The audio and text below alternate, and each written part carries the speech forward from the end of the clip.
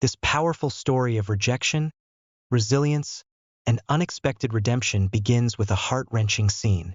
An orphan was heartlessly thrown out by her wicked stepmother. She was left to wander the streets with nothing but tears and pain. Her stepmother believed it was the end for her, that she would die a beggar. But fate had a different plan. Will her stepmother's cruel wishes come true? Or is this painful road the very path to a destiny greater than anyone imagined? Let's find out. Before we dive in, please don't forget to hit the like button. And if you're new here, subscribe and join us on this unforgettable journey, filled with lessons, love, and second chances. Now let's get into it. Bimbo's life began with sorrow. Her mother died just minutes after giving birth to her in a small government hospital in Oyo State. The nurses said it was complications from prolonged labor.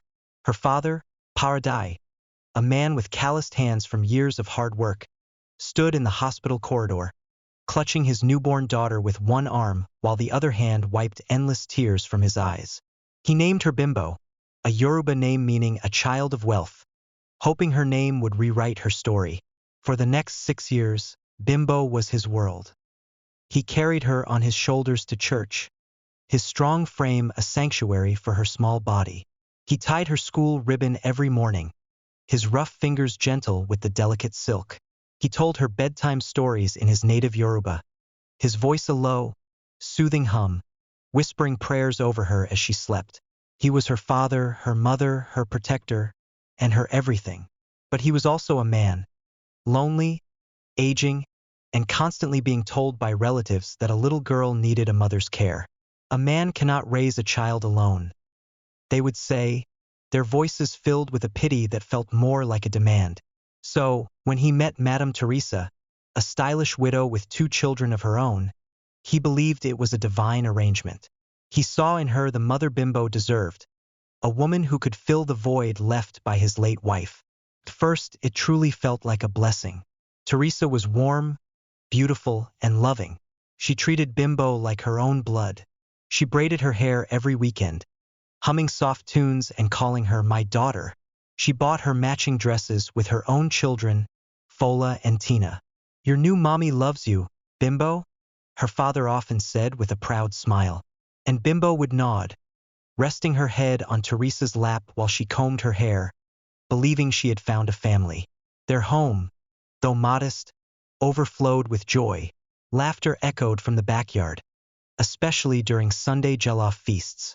Bimbo, Fola, and Tina danced to high-life music, running barefoot around the compound as Teresa clapped along, her laughter a bright sound in the afternoon sun. Their world was a simple but happy one, a blend of 2 families into one perfect whole. Everything changed on a rainy Monday afternoon. Pa Dai left home early for a mechanic appointment in Ibadan and never came back. His taxi was crushed by a trailer on the expressway. The news hit like a thunderclap, a violent, deafening sound that shattered their peaceful existence. Bimbo was 17. She remembered collapsing by the window when the neighbors brought the news, the rain outside mirroring the tears that streamed down her face. Teresa cried, but something in her eyes felt distant, cold, a grief that seemed more about a lost provider than a lost love. They buried Pa Adai 3 days later. The ceremony was quiet, starkly different from the joyful life he had led. No extended family came, only neighbors, their faces etched with sympathy. Bimbo wept until her throat was raw, a pain so deep she felt like the ground should have swallowed her too. She was not just mourning her father. She was mourning the end of her childhood, the loss of her one true sanctuary.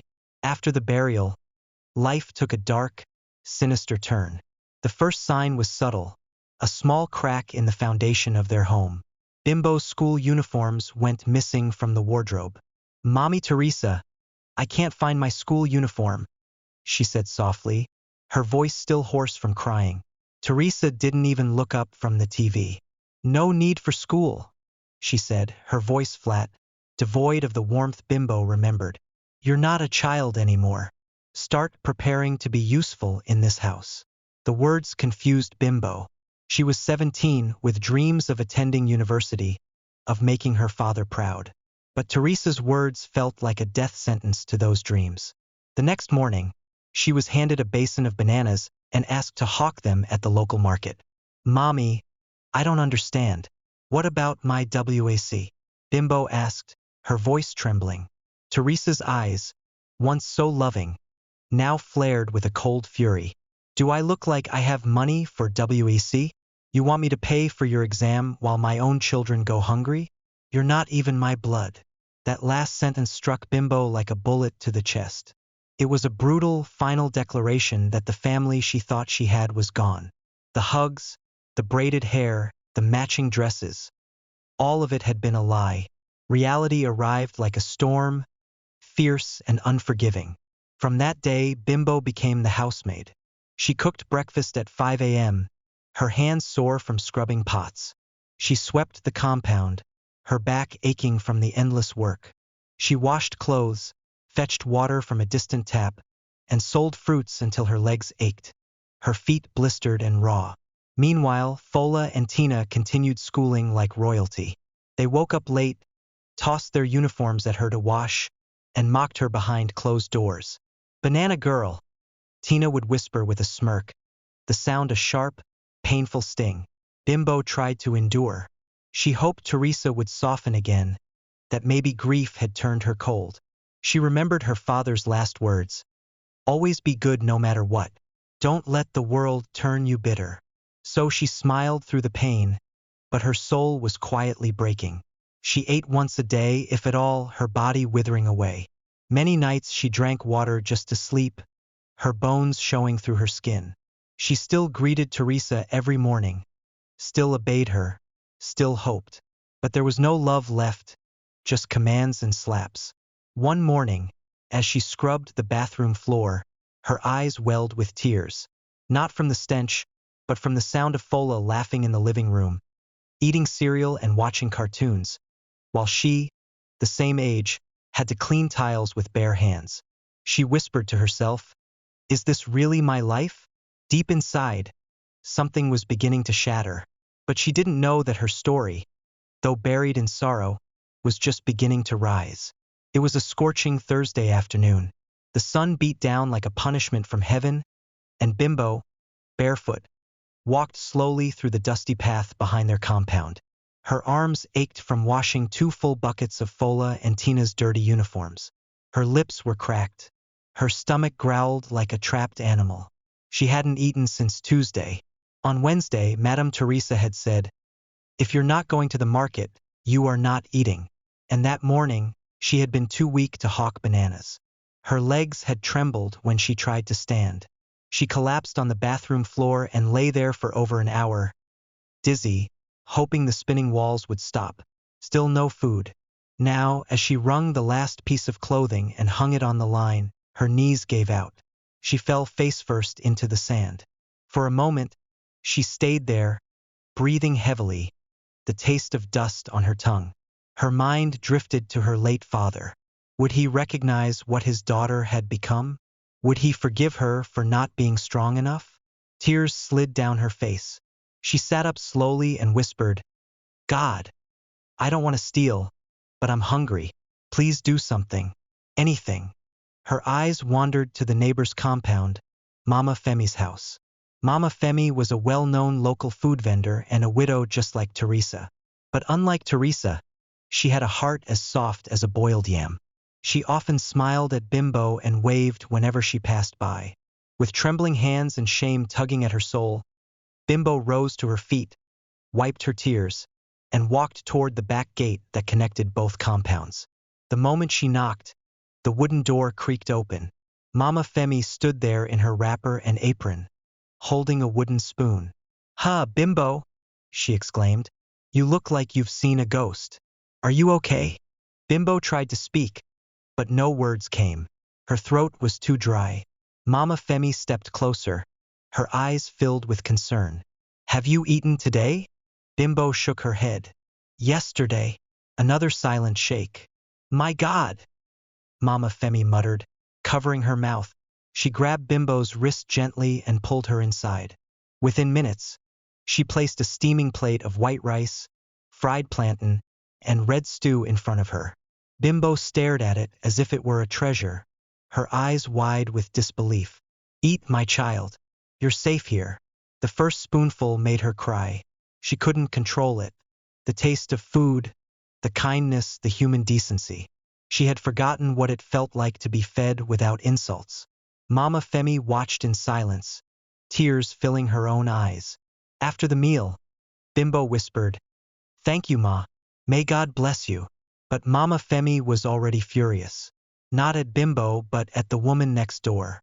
That evening, after feeding her children, she tied her headscarf tightly and stormed into Teresa's compound like a lioness protecting her cub. Teresa was lounging on a plastic chair, sipping malt, and watching Tina play with a tablet. Mama Femi didn't wait for greetings. "You should be ashamed of yourself, Teresa. That girl hasn't eaten in 2 days. You turned her into your slave. She's a child, not your maid." Teresa's eyes narrowed. "And who asked you to feed her? You've been gossiping about me in the village, Abi? Gossip? The whole street sees it. Teresa, everyone knows how you treat her." Tina quietly walked inside as her mother rose to her feet, her face boiling with rage. "You dare to enter my house and accuse me in front of my children? You think because you sell food, you can disrespect me? I will say the truth wherever I stand." Mama Femi shouted. "You're wicked. If your husband were alive, he'd weep at what you've done to that girl." That was the trigger. That night, when Bimbo returned from Mama Femi's place, smiling faintly for the first time in days, she met her doom waiting at the door. Teresa's voice roared from inside. "You foolish girl. So, you've started reporting me to villagers? Do I look like your mate? Who gave you the right to drag my name in the mud?" Bimbo stammered. "I didn't say anything. She just saw me." And before she could finish, Teresa slapped her across the face, hard. "You think you're smart? You think you can disgrace me in this compound?" Then came the thunderous declaration that ended everything. "Get out of my house." Bimbo blinked. "Ma, you heard me. Carry your useless bag and go before I call boys to throw you out." Tina and Fola stood by the door, silently watching. Not a single word in defense. With shaky hands, Bimbo walked to the tiny room she once called hers. She stuffed her few clothes into a plastic bag. Her notebook, her Bible, and the photo of her father were all she took. As she stepped out into the night, Teresa hissed, "Don't ever come back." The gate slammed behind her. She was 17, alone, homeless, and heartbroken. The sky was growing darker by the minute. As Bimbo walked away from the house that once held every memory of her childhood, her heart felt like it had been cut open. She didn't know where she was going. Her legs moved, but her mind was numb. The weight of her plastic bag felt heavier than it should have been, like it carried not just clothes, but every bit of her pain. The streets were busy. Horns blared. People rushed past. But no one looked at her. A few motorcyclists whistled, "Hey, fine girl, where you go with that bag?" She didn't answer. She couldn't. She just walked faster, her feet a blur on the dusty road. By the time she reached the edge of town, it was nightfall. The orange glow of streetlights lit her path. Shops were closing. Bread sellers packed their tables. Children were called by their mothers. Families went home. But Bimbo had no home. Her slippers were torn at the heel. Her feet hurt. Her head throbbed. But she didn't stop until she reached a concrete bridge that curved over a canal. There were no cars parked there, just silence and shadows. She climbed down the rough side slope that led beneath the bridge and found a small dry patch near the wall.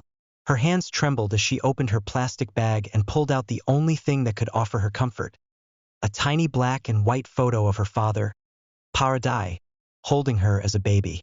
Tears rolled down her cheeks. "Daddy," she whispered, hugging the photo to her chest. "I'm trying. I'm really trying." She curled into herself, wrapping her scarf around her head to block the night air. The concrete was cold. The silence was loud. Her stomach twisted with hunger.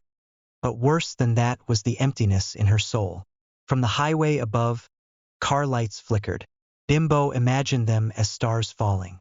Maybe one would land close enough to warm her, but none did. Rats squeaked nearby. The distant echo of a barking dog made her curl tighter. The scent of urine and smoke clung to the air, but she didn't care. She was tired of everything. God, she muttered, her voice a thin whisper.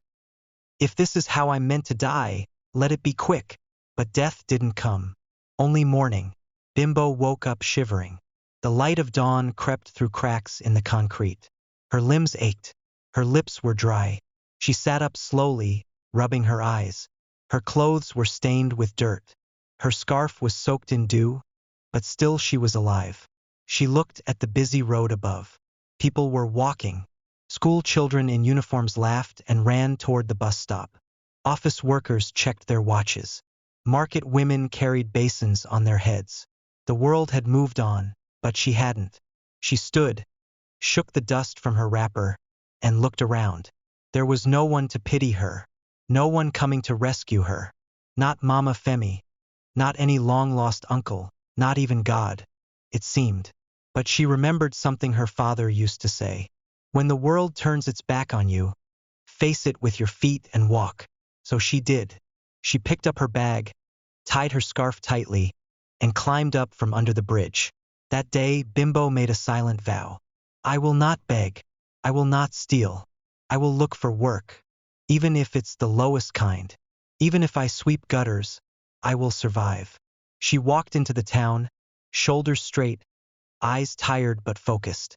The first gate she knocked on was a restaurant. Please, I'm looking for any job. Cleaning, washing, anything. No vacancy, the manager said without even turning around. The next place was a supermarket. Do you have experience? The woman asked. I can learn. I'm very hardworking. We're not hiring. By noon, she had knocked on over 7 gates. No one said yes. Some laughed. One security man said, Go and marry. Small girls like you want to work like men. Still, she didn't give up. By late afternoon, she reached a tall silver gate. On the wall, the sign read, Sage Tech Industries, innovating Africa's tomorrow. She didn't know what the company did. All she knew was that it looked important and clean. Maybe they had floors to sweep or toilets to scrub. She approached the gate. The security man raised an eyebrow. What do you want? Bimbo bowed her head. Please, sir, I'm looking for any job at all. Cleaning, cooking, security, if you'll teach me. The man snorted. This one you want to do security with your bone legs? Go before I call Oga. She turned to leave. That's when a black Range Rover with tinted windows pulled up behind her. She stepped aside quickly, pressing herself against the wall. The gate opened. The car was about to drive in. Then it stopped. The glass rolled down slowly, and the man in the back seat looked at her. His eyes met hers. For the first time in 2 days, someone really looked at her. The window of the black Range Rover rolled all the way down. Inside sat a man in a tailored navy blue suit with a silver wristwatch glinting on his wrist. His face was clean-shaven, his eyes hidden behind designer sunglasses, but his presence was magnetic. He had the air of a man who owned everything around him. And in truth, he did. This was Mr. Smith, CEO of Sage Tech Industries, one of the youngest billionaires in Lagos. A man known not just for his business genius, but for his guarded personality. People called him brilliant, but emotionally unavailable.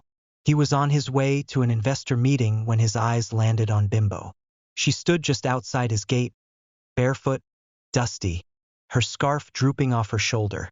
Her hands trembled as she held a torn plastic bag. She didn't even look up. Her shame was too loud. But something in her posture stopped him. He leaned forward. Stop the car. The driver obeyed. Mr. Smith rolled down the window fully and called out, Hey, you there? What's your name? Bimbo froze. Did he mean her? Slowly, she turned, raising her head for the first time. Her eyes were swollen from days of crying. She looked like someone who hadn't slept or eaten in days. Me, sir? She asked softly. Yes, you. What's your name? Bimbo, sir, she whispered, tightening her grip on the bag. What are you doing here? The security man, suddenly nervous, stepped forward. Oga, she say she day fine work. I been tell her make she go. But Mr. Smith raised a hand to silence him. He looked at Bimbo again. You're looking for a job? Yes, sir. Any job at all. Cleaner, cook, even gatekeeper. He removed his sunglasses, his eyes, a deep shade of brown, steady on her. Her eyes darted away. Why are you crying? He asked gently. Bimbo swallowed hard. It had been so long since anyone had asked her that. I've been sleeping under a bridge. My stepmother threw me out. I don't have anybody. I'm just looking for something. Somewhere to start again. Mr. Smith stared at her. There was something honest in her tone. Something fragile. She wasn't begging. She wasn't scamming. She was surviving. He made a decision on the spot. Get in. Bimbo blinked. Sir, get in the car. You need food and rest. The security man stared in disbelief. Oga, she fit be thiefo. Mr. Smith shot him a glare. Do I look like someone who doesn't know what he's doing? Bimbo hesitated. Her legs shook. Was this a trap? Or was this mercy? Sir, I don't want to cause a problem. You already didn't. Now get in. She climbed into the car slowly, gripping her bag like it was her last shield on earth. The interior of the car smelled of leather and cologne. Her eyes widened.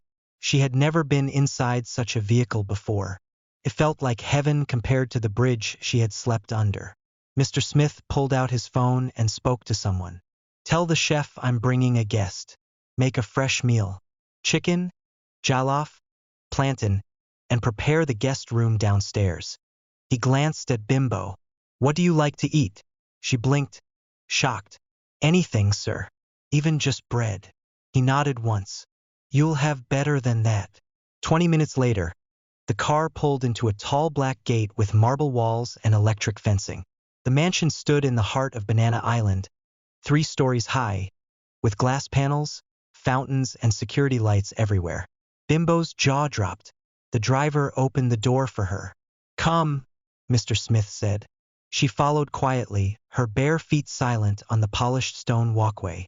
Inside, the house looked like something from a magazine. White tiles, gold chandeliers, and walls filled with abstract art. The air smelled of wealth. A woman in a chef's uniform rushed forward with a tray. Sir, food is ready. Mr. Smith gestured. Serve her in the dining room. Bimbo sat slowly at the edge of the long table. The chef placed a hot plate of jollof rice, grilled chicken, dodo, and chilled water in front of her. Bimbo stared at it for a long time. You can eat, Mr. Smith said softly. She picked up the spoon and took the first bite, her eyes shutting involuntarily. It was the most delicious food she had ever tasted. The warmth, the spice, the kindness it came with. She couldn't stop the tears. Mr. Smith noticed but said nothing. When she was done, he turned to the housekeeper. Get her some clean clothes, something simple and decent. She'll spend the night here.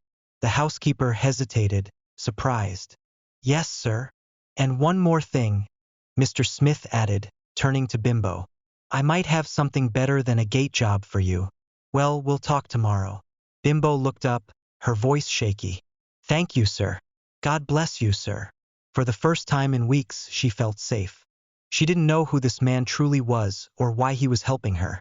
But she knew one thing. Her story was no longer stuck under a bridge. It had entered a mansion. Bimbo awoke the next morning in a bed that felt softer than clouds.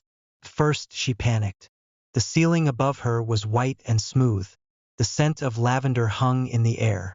This wasn't a street corner. This wasn't under a bridge.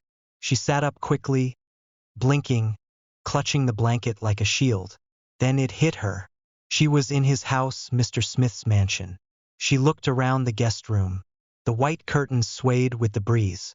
The neatly arranged table bore a glass of orange juice and bottled water, and a clean set of clothes had been placed on a cushioned chair. Someone had even ironed them. She touched her chest. Her heart thudded slowly, not from fear, but from confusion. Why would a man like him help someone like me? She stepped out of the room later that morning, dressed in the clothes provided, modest but clean, a cotton blouse and simple skirt. Her hair was packed back neatly thanks to the housemaid who had helped her wash up the night before. As she descended the stairs, the smell of breakfast, eggs, toast, peppered stew, welcomed her. Mr. Smith was already seated in the dining room, sipping tea and flipping through a newspaper. He looked up. "You're awake," he said calmly. "Yes, sir." "Good morning, sir," she greeted, eyes lowered. "Sleep well." She nodded. "Very well, sir. Thank you. Eat something. You're too light. You'll fly away in the wind." She gave a shy smile. As she ate, he leaned back and studied her quietly. There was something in her that stirred something in him. Not pity, but curiosity. She wasn't like the girls who usually tried to throw themselves at him. She hadn't even asked for help. She simply asked for work. When she finished eating, he spoke again. "You said you can cook?" "Yes, sir." "Very well. Are you sure?" "I used to cook for the whole house every day," she said, her voice steady. He nodded once. "All right then. The chef will let you into the kitchen today. Prepare something. If you impress me, you'll have a job here full-time. And if not," he paused, "we'll find you another path." Bimbo stood up quickly. "Thank you, sir. I won't disappoint you." That afternoon, Bimbo entered the mansion's state-of-the-art kitchen. A space so big and beautiful, it nearly intimidated her. Marble countertops, double ovens, stainless steel appliances. Everything sparkled. The head chef, a woman named Madam, gave her a skeptical look. "You sure say you sabi cook?" she asked in pidgin. Bimbo nodded. "Just give me a chance, ma." Madam crossed her arms and stepped aside. "Cook anything you want. Let's see." Bimbo got to work. She selected fresh tomatoes, onions, peppers. She boiled the rice, fried her stew with precision, and seasoned the chicken just right. She moved like someone who had done this her entire life. Not in a fancy kitchen, but over firewood, with sweat dripping and hunger in her belly. But now she had something more powerful than food. Hope. By evening, she was done. The aroma floated through the mansion, a scent of home-cooked goodness. Mr. Smith walked into the dining area with a guest, his childhood friend Henry, a lawyer visiting from Abuja. "What's that smell?" Henry asked, inhaling deeply. "My new guest cooked," Mr. Smith replied. They sat. Bimbo, standing in the corner, watched nervously as the men took their first bite. Mr. Smith paused mid-chew. Henry's eyes widened. "Who cooked this?" Bimbo stepped forward, her heart pounding. "I did, sir." Henry turned to Mr. Smith. "If you don't marry this girl, I will." Mr. Smith chuckled, then looked at her.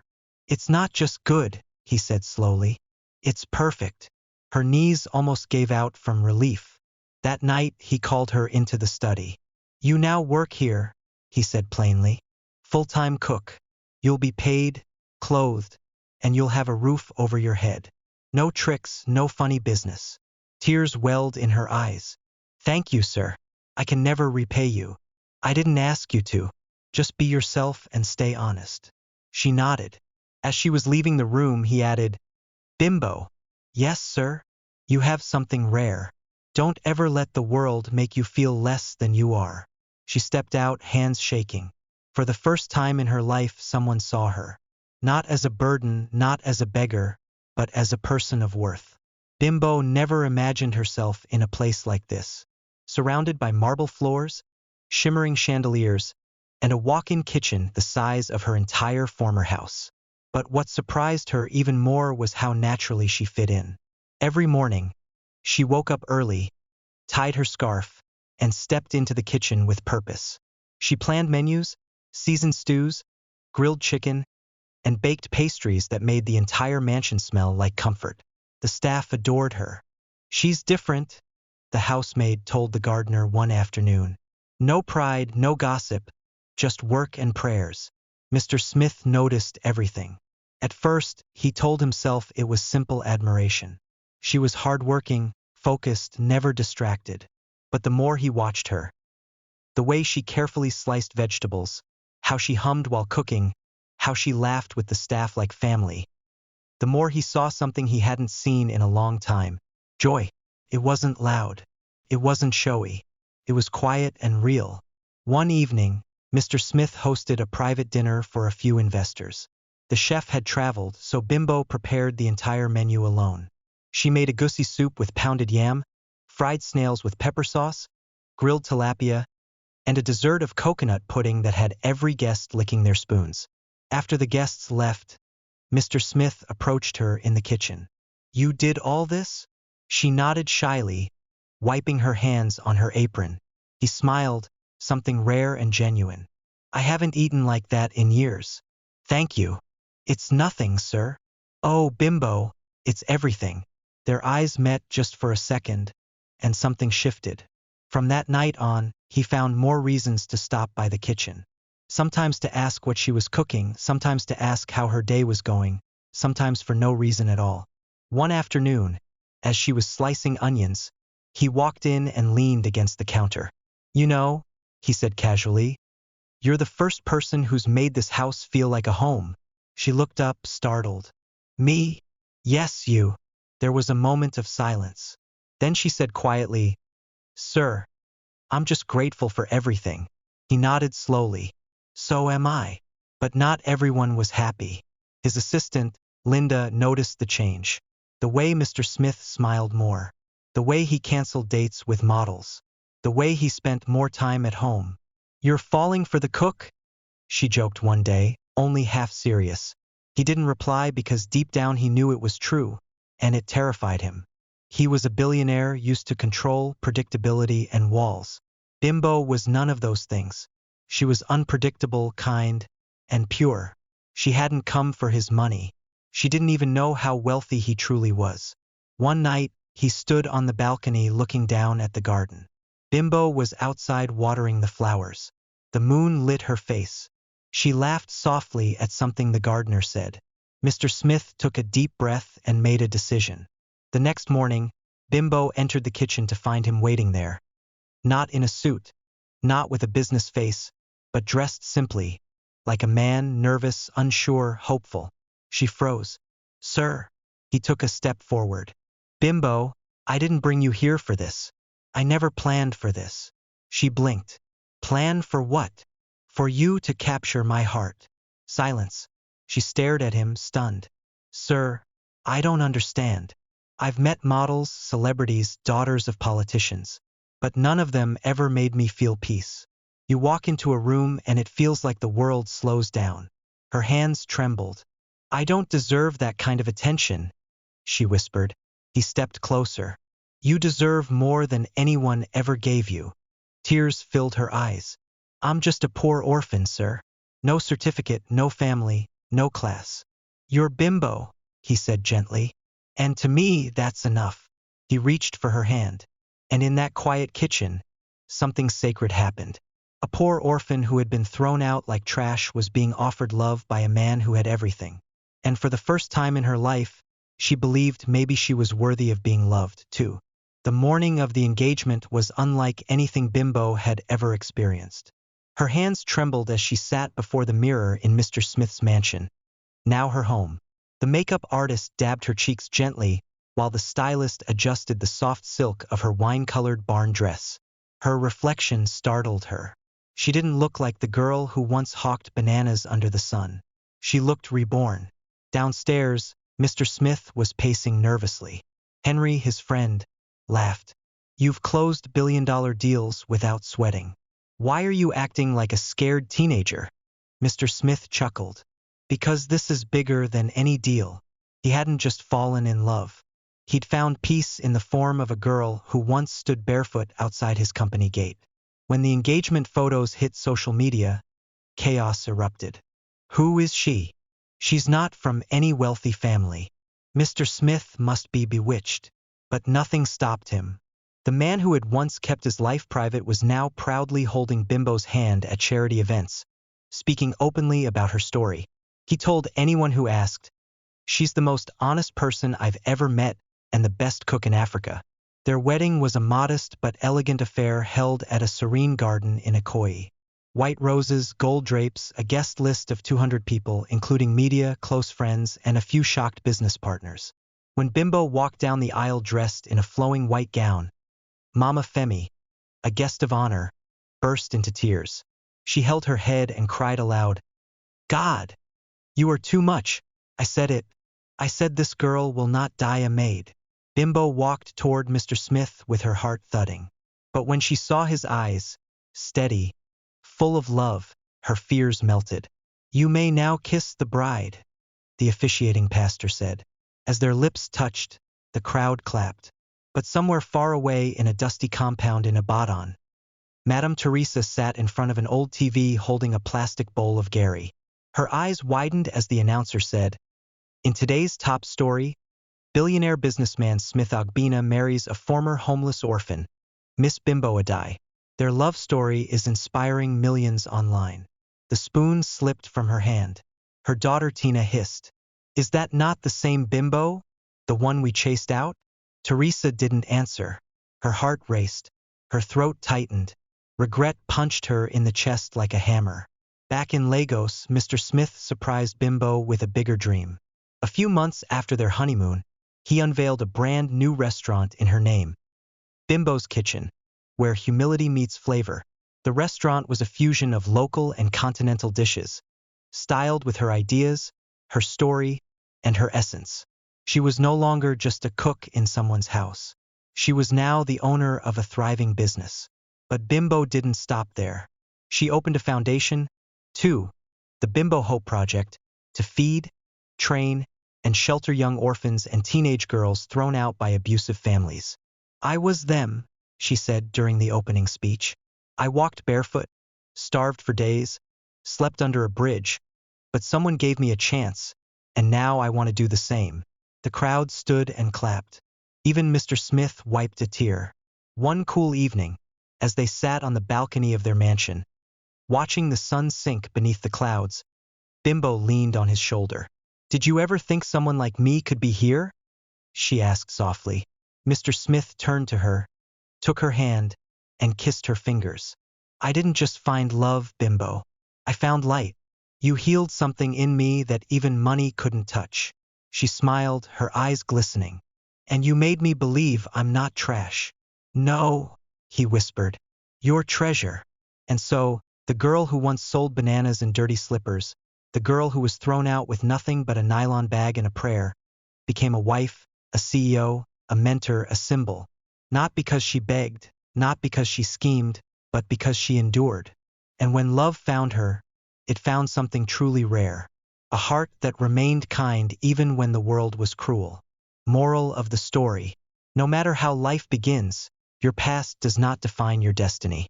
Bimbo's journey teaches us that with resilience, humility, and a kind heart, even the most broken life can be rebuilt. Rejection is not the end. It can be the redirection to something greater. The people who look down on you today may one day watch you rise beyond their reach. And sometimes, all it takes is one act of kindness to change a life forever. I hope you enjoyed this powerful story. Please share your thoughts and tell us what you learned in the comments section. We would love to read them. And guess what? There is another powerful story coming up soon. So please subscribe to this channel and turn on your notifications bell. Don't forget to hit the like button and share with your family and friends. Thank you so much for watching.